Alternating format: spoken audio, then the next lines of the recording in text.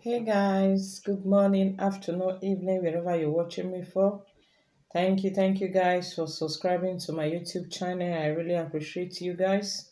I'm very sorry for my last video that didn't end well. I can't imagine. That is why I just left it like that. Thank you guys for watching my video. I appreciate you all for the calls, for the comments, for the encouragement. I say thank you.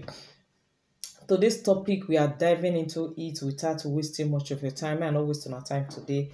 We'll go to today's topic because many people don't they call out with me say, why they always talk of men? Why be say they talk of women? So today I want make I talk of we will be women. And the reason why I want to talk of we women be say, why we women they always like to be second wife. Yes, you heard me right. Why do we like to be a second wife? Why we like to be second hand? Why we like to be second wife? If you see some women, they'll say, I like older men because they sabi they take care of woman, because older men know it all, because older men do this. You realize, say, that old man where you they go meet, that advanced man where you they go meet, that matured man where you they go meet. Not be so it be when a wife marry her. A wife marry her as a young guy and feel bear and cope. So why you not feel look for your own? At least so many men still dey out. E never reach the errand of say dem no dey see men for outside again. So many men still dey out. Sister, auntie, mommy, our big and grandma, you be thief, ojibole, tiffy, oji, ewujo. You are a thief, armed robber. Yes, now you be. If you marry another person husband, you be thief. Yes, don't not come for me because say God want for you because no, na thief now you be. Because whether Bible or society make us to know say suffer before pleasure, because we all know say we dey do am for years, say we dey do comparison with Bible and with our day-to-day life. Yes, na arm robber na you be, ojibole, tiffy, jankoriko na you be. If you marry man wey don divorce, say him with the wife not dey again, e no concern you, the man don divorce, you no be thief. If you marry widower, which is man wey no get wife when him wife die, you no be thief. But if you marry man wey be say he get wife, some go say because his wife dey Europe, me dey Nigeria, make this one dey here, make this one dey here. Some go say because his wife dey Europe, me dey Nigeria, or his wife dey Nigeria, me dey Europe, make that one hold this side, make this one hold this side. Some even self they go dey the same place, go say after all na Europe we dey, this one dey another country, second one dey another country. Or some go dey Nigeria, say after all this one dey another city, this one dey another city. Auntie, no matter how you explain and no matter how you arrange am, na thief na you be. You be armed robber, tiffy na you be. He say what God has joined together, let no man put asunder. A man and woman will come together, they will become one, not be two, not be three, not be four.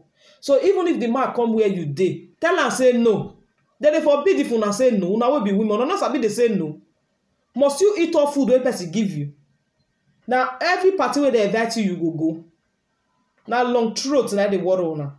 Another person thing na dey die for your eye.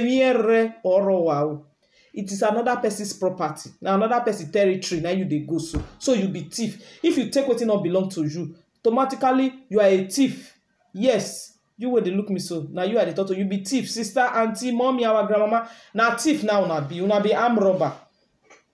Not come tell me say so far the man go fit take care of me. So far the man I say want marry me. No. Because when the other woman don suffer, why you not come all of us suffer together when they lay foundation, when they use there the fetch water for buckets, take they go they lay foundation, when you know the seafood money they bring, I mean they manage, they suffer. Why you not come on marry together at that time? When house don stand, properties on the say that the woman I get money when they take build the house. Even if now what the matter, your the man will come meet you. Many of you now they hide under the cover. I don't talk about my old video. The man say the wife what nyash not come big. Now so he fat. Now so he do this. Now so he not sabi cook. Not be the food the man they eat since the man die. Then only one person they cook. Woman no they enter kitchen. Man no they enter kitchen. The man die since then. Most of una now want talk now say how man go marry because they enter kitchen. How woman go marry go they take care of yourself, take care of your children. Because now only one side una they judge, they judge them. Una no they look the second side. How can woman be married? They don't tell you say when you they come marry this woman say may you they take care of the woman. You don't marry and reach your house now you go abandon the woman. Say you know go work. Your mate they work. Your mate they do this one. Now so they tell you. So if you don't say the woman feel work, take care of yourself, take care of your children. Why you not feel enter kitchen cook? Since now you sabi cook. Now let man picking they train. They don't they train man train woman. So many of them they hide under the cover. Now so the man say, sister, whether you fat, everybody not feel clean, everybody not feel fat. It they say Once woman don born, 100% you can enlarge. You feel big, you feel fat. Yes, person dey control yourself. You for go look all those actress, all those model and everything. Say men no still dey live there. If na dressing or slimness or anything you wan use and take compare, men no dey live there. If na fat you fat, sister, na fat you fat, you no keep person. Na fat na you fat, you no keep person, or na slim na you slim, you no keep person. Some men wey get fat, they'll say you too fat. Some wey get slim go say you too slim. Some wey get average go no, they must say something complain. Na so your breast not big, na so your nyash not big, na so you can't get slim for up, big for down, or big for up, big for down, or na this. They must see what it take complain. So you will be woman wey say, and I saw the man say, auntie, now yourself you dey deceive. Because as I use this media to tell many of una say, as person they come they tell you another person, you na so you see they tell your own to another person. Nobody will not get fought for this life. Oh, now go dey hide under the cover say, now another person husband and one marry. Una no fit take care of una own. Now so the woman take meet the man. Now old age the woman for marry the man. Everything when the man they do, the woman bear am. Courage when the man don't old, you don't get money, you don't fit stand on you, they do things. Now you want waka come say, the man say, or the man not say. For una will be men, we'll talk una on another day. Sister, now I'm robber. Now another person thing and they die for your eye. E not good. Change. Try to love what you get. Try to appreciate what you get. Try to be able to cultivate what you get. If you plant cassava, you know they reap in the next 1 month or in the next 2 months. You go to water am, you go to cultivate, you go to do different things, you go to check am, you go to clear grass random so that it go fit grow. Now so husband and wife matter be. When the woman don't be here, patient, they go farm every day, they do this, the man don't become something, or when cassava don't come out, it don't be big. You want go thief for another person you for farm. When the person they plant, where you dey so as they sleep. When the person they sow, where you dey waka roaming up and down without doing anything.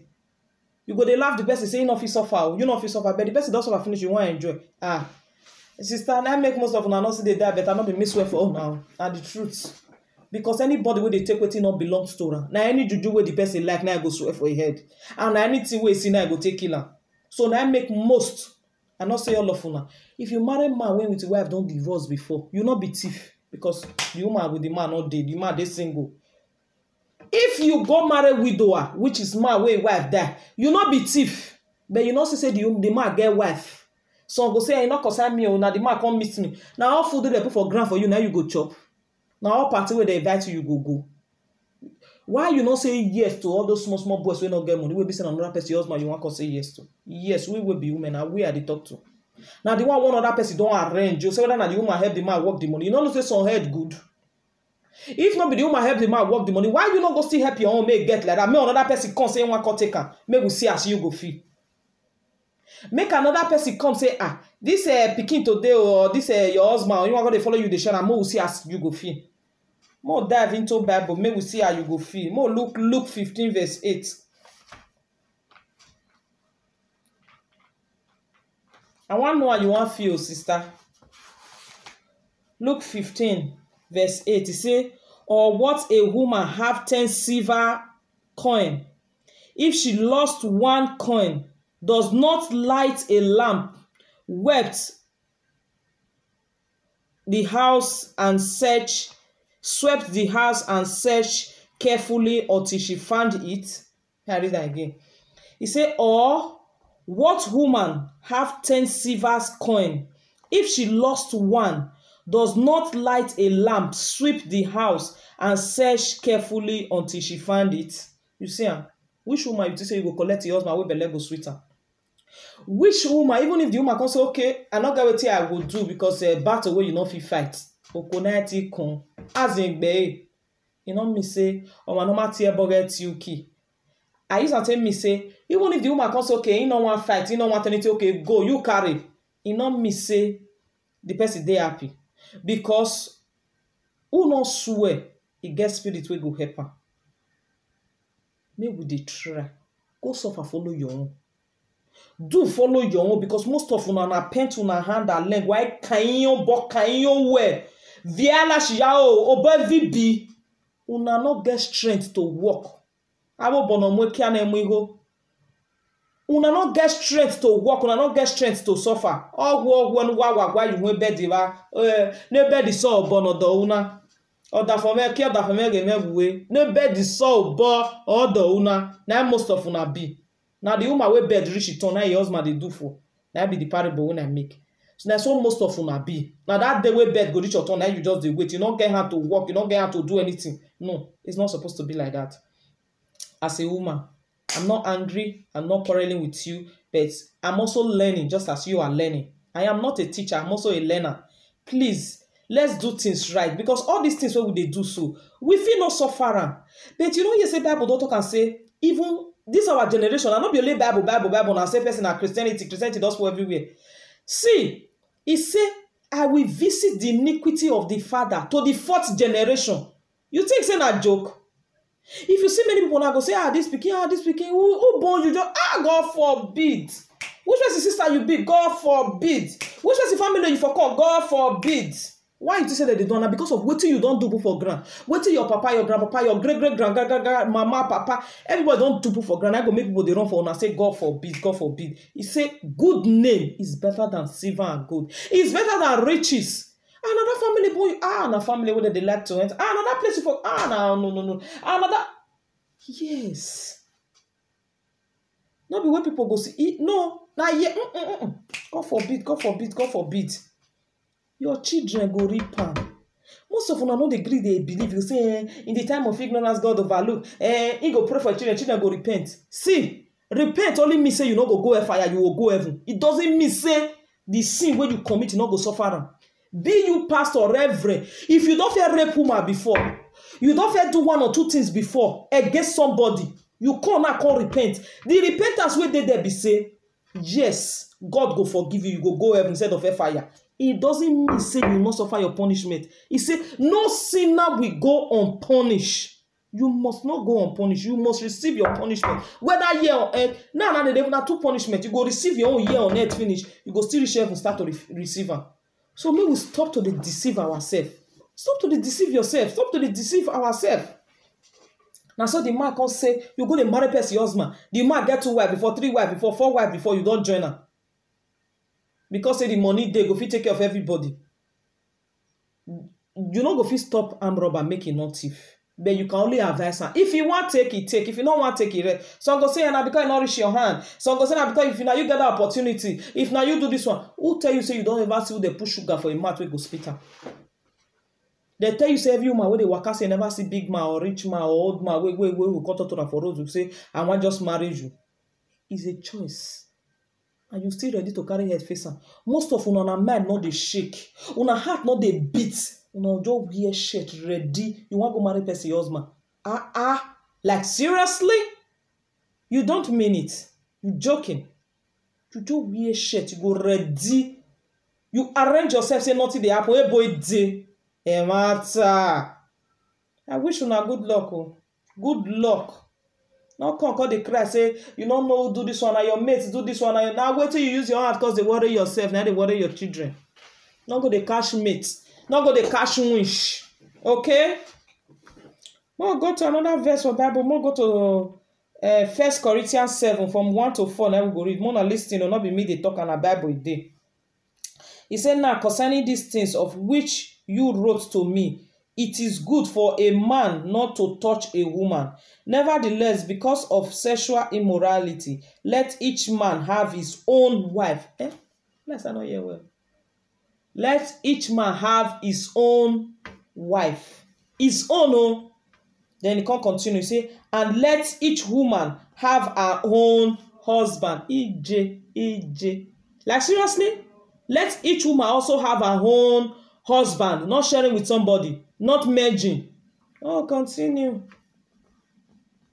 Let each woman also have her own husband. 3. Say, let husband render to his wife the affection due to her, and likewise also the wife to her husband. You see, huh?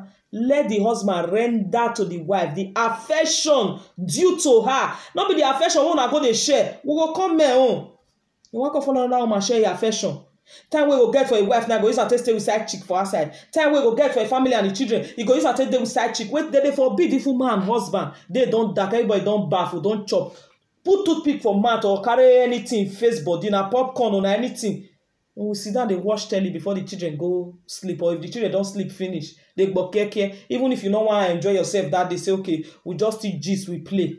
Now, bad thing, we be so not let peace the day home again. So not be me take a piece, so not be me cause the one way there for your body. Sister, now you cause her. If you don't know me, you know now. Now you cause her because the time when the man take day with you, if you start that way, and with your wife not they talk because he get somebody to talk to. Now make another talk to your wife. If you not see somebody talk to, you must talk to your wife. There is not two ways about it because not be OD. Not be OD. Now with the woman there since the woman not kill her. So go say na so the woman not sabi cook. Not be the food the man dey chop since the man don't die. Na so the woman not sabi dress. He not see her before. I dey pain her when he married the woman. I not dey pain her. We will stop to deceive ourselves. You deceive yourself. Say na so the woman do this, na so the woman do that. Who said they no monagbo? So far they come for picking where they pamper. So make who they pamper you. So far they come. Just hold on, keep calm. More continue. May I read the number 4. The wife does not have authority over her body. You hear now? Wife does not have authority over her body. But the husband does. The wife does not have authority over her body, but the husband does. And likewise the husband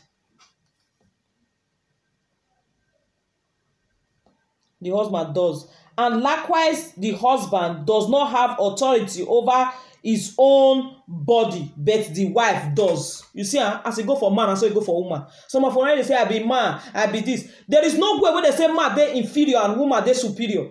As it be for you, now so it be for me. If you cheat on me, see receive your own. But most of them, they want to hear that word. You sabi they cheat, but you know what I mean, they cheat on you. Or you go man,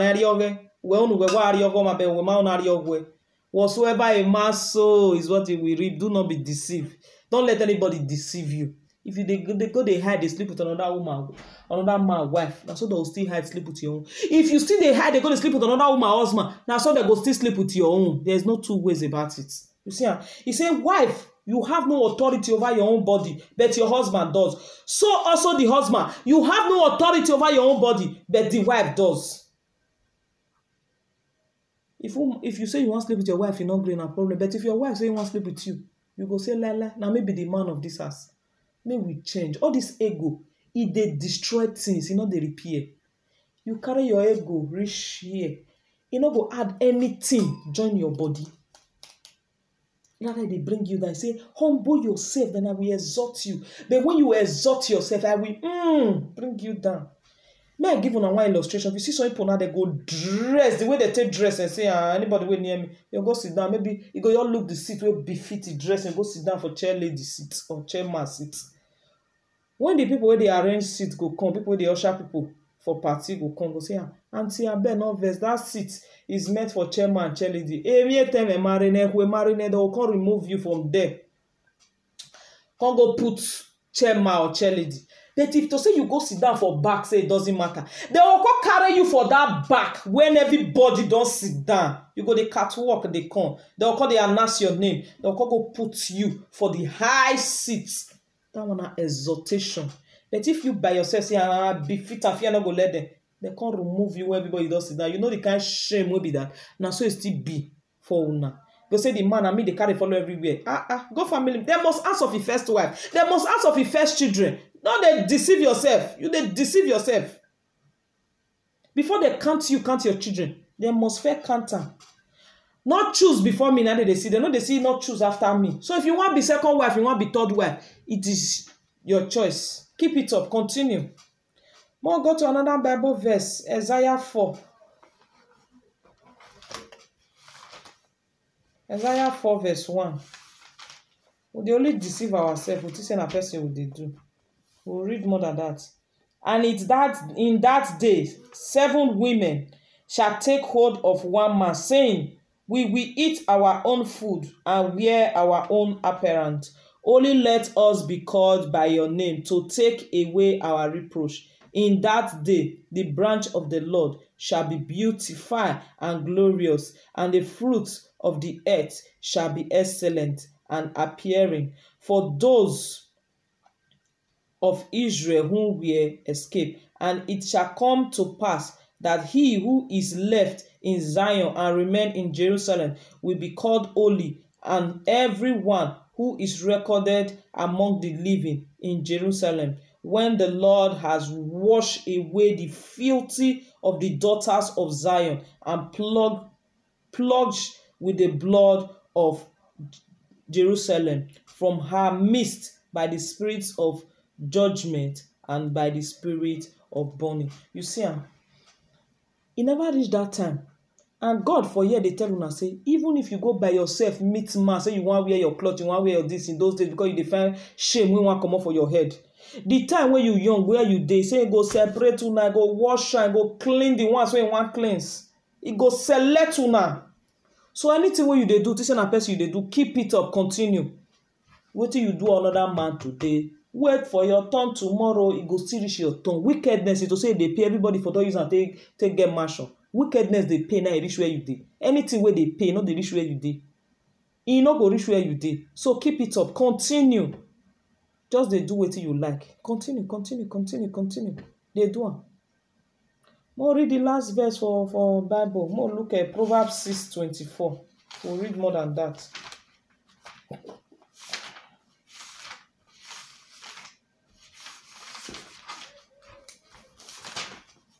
Proverbs 6:24. To keep you from the evil woman, from the flattering tongues of the seducers. Do not lust after her beauty in her heart, nor let her utter you with her lips. For my name, for the midst of a harlot, a man is reduced to crush of bread. Bread. This one for una will be made the next topic. I go read this one for una. Because as I talk of the women, I go talk of the men, because not be the women they marry themselves. Una don't entice them, greed they worry them. As greed they worry the men, as so see they worry the women. Because if you not dey greedy, you go know say slow and steady with the race. I don't want to be first, but I want to be the best. You want reach up quick. You want reach front fast. You want dead there automatically. I don't want to be first, but I want to be the best. So na so life be. Slow and steady with the race. He say anything where you gather with your strength lives forever. But you not see the one where you gather, this one you put on journal, this one you put on journal. Agajige oji ya dewu. Egbina nyaga. Egbina hiawe nyaga. Egbe ba we magbina we tota ye ba we. Ni mu egbina o. Owa we nyaga. Before you know, they don't use and tell your shirt. If you use thief money to buy shirts, use and take back cloth, better marker, you wear them for your body, and then still you steal them. You know they see thief. All those Yahoo boys will be say that they scam. All those planters, all those scammers. You don't see them say if they spend money, they know they look back. But you waste of a work your own. You know how you tell the user. You know how you tell the manager. So now so it be. And so it be. As they affect most men, and so they affect most women when they do. They affect. At the end, you can't go find out so you don't marry second wife finish, or you don't be second person's husband finish. You can't see better man we supposed to marry you. And so it still be for the men. You don't go carry second wife finish. You can't say your wife a million times better pass that second wife when you go carry. You can't see better boy. I don't fit talk this word before. I mean, if I don't look between. Now Stella Damascus now at her. If to say not leave that man husband, if for not see the right husband, we for marry, we can't give him peace. Immediately as he know, no matter the love, no matter how deep, one actress they like that for real life. 2, 3, for real life. They just put money for you, they marry the man. You don't know say the man gonna so it take back off the marriage. He back off the marriage. So you don't know before say the man get wife. If you don't know, it's a different case, say the man deceive you. But when you know, what you will come do? So she say, most, if you don't know, say the man get wife before you jump into it. Okay, in the time of ignorance, I will overlook. You don't know. You were deceived. You don't know. Most of una know. Crow. They tell una. And the man not tell me. Not be the man you go wait. If you even use it a year, you're supposed to find out. You're supposed to know. You're supposed to check. You're supposed to look before you leap. Before you enter. Before you dive in. Because you not be fish where go just see water jump inside. Some of una before man sleep with una reach 3 months, or even talk to una just start relationship 3 months. I don't get belle. marriage don start, you no know the man background, you no know the man inner heart, you no know anything. You say, I don't know. Before I know, I don't get belle. Before I know, the man there, I not come know. Now so this one come do this. Now so that one come do that. Most of you now come fall into this thing. Then you want to say you don't know because you no care to check. You no care to know. You no want even know. Now so I don't know. Now no go they hide under the cover. Some go say na devil work. Some go say na this one. What else una just know? Who you dey deceive yourself? You say you cannot hide it for God. You may cover your sin, and nobody may know, but you cannot hide it from God. God knows say you know. Devil knows say you know. You yourself know say you know. You feel hide down for every other person. But the three of una, you, devil, and God, una, you just know because devil they know, God they know. You yourself, you know the truth, but you dey deceive. You know, say many of us we don't know the truth of our problem, but we keep on deceiving ourselves.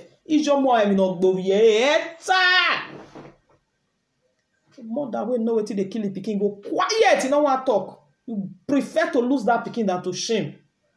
Say bad mother, a wicked person, and so many of una be. Imagine, I tell una one story wey go shock una. This one a true life story, not be say they say. Well, this man dey Europe. As he dey Europe, come deport himself. He deport himself. He go reach Nigeria, call the friend one girl. The girl know say he get person wey born for her. He dey with person. Okay, fine. Never marry her boyfriend and girlfriend. They born. This man, because say you want come Europe, as he be for men, and so he be for women. Oh, because say you want come Europe. This one are the woman wey concern the women. I mean they talk so. Now make me they bring this story. The other woman, you can't dey beg her. Now so you may just marry her. You can't marry the woman. You want marry the woman, you tell that girl, say, make that girl step down. May you marry the woman so that your feet come back to Europe again. The girl step down, knowing fully. Say the man want put money for another woman head. You they join man. They want a rob woman like you. And you say shall be well with you. And you say peace go come your home. And you say your own marriage go last. Not be say all of us make agreement, okay, as it be now, like this our little actress, we be say the man, we know say, not be me first wife, not be me second wife, okay, we make arrangement, we make agreement, okay, all of us see as it go be, your time now, your time, your this, all of us now know, and all of us agree, put say, yes. That one is a different case. If we have it as a table talk and we agree, not you impose it on me, there is a difference. When you come, say, they say they want to bring me, everybody agrees, okay, come enter, join. Don't be say you impose her, and you know they get time, you know they feed the children. The worst one, how many men you don't see like this? Our actress, they don't feel quarrel now because the man they take care of the children. The man, anything where they need, they give them. But the worst one be say you as a man, you will come abandon your children, abandon your wife, abandon everything. Say because you don't see one small sissy. If everybody they do one like that, all of us know we all they live together, we all they harmony. I know they lack anything, you know they lack anything. What you got concern me, concern you? Everybody go there in lane now. But no. Go marry if I want to press with but can't join me chop. You want eat all of the finish because now your mouth is the thing for the sweets. So now so this man come there, he carry this woman now. He put the other one aside, beg that one, make that one not worry. He come marry this one, we come for Europe. This one will come for Europe, come carry and come Europe. As this one carry and reach Europe, finish now. He can start to dey misbehave. Say, because he want go marry the other one where he keep. Young girl for that matter. Because you want go marry that one where you keep now. You want to carry you come Europe where you don't know since then. Now. You can't divorce the woman, leave the woman, go back to the young girl. And the young girl know. He open his eye when he not be fish. He see water, he jump into it. And tomorrow you say shall be well with you, my sister. Not be me. I not swear. I talk anything. You hear anything from my mouth? Now, so most of us will be women. They go extreme lengths. Say no concern. My happiness matter. Your happiness matter, my dear, but not in the tears of another person. Yes, most of them are going to say one must fall for. Yes, when you don't know, when God do it for you. Queen Vasha, he fall because she disobeyed. Now make Esther enter to be the king. Mordecai overreacted. Overreacted. Now make God step and down for Mordecai to enter because he exalt himself. Now so Queen Basha, exalt herself. Now make God replace her. Like what I have told just now. If you exalt yourself, God will bring you down. But when you bring yourself low, all the good way Mordecai do now, Amma take become second in command. Why the person wey do at they gate? He humble himself. And you see one, make that person they bow down, they greet you. Now there God punish her. So most of them go say one must cry for another person. Not be so. God has a way of arranging it. The time where Anna get belle, before he can't get belle, yes, now God shot him because he won't give her the best. Anna pikin, which is Samuel. You hear any command he die? No. It was the best. You hear any of Penane pikin? No. But the Anna will not quit born pikin because he bring himself down. So, my sister, my brother, make we dey do things right. You want day happy? Yes, not at the expense of another person's tears. Not bring another person down just because you want day happy. I beg una. May I end this video? You know, say I told say my video, I don't want me the long. So the next topic now, why men they marry more than one wife? We will talk men as we talk women. Thanks, guys. I appreciate you guys for watching my video. In fact, I love you. Bye.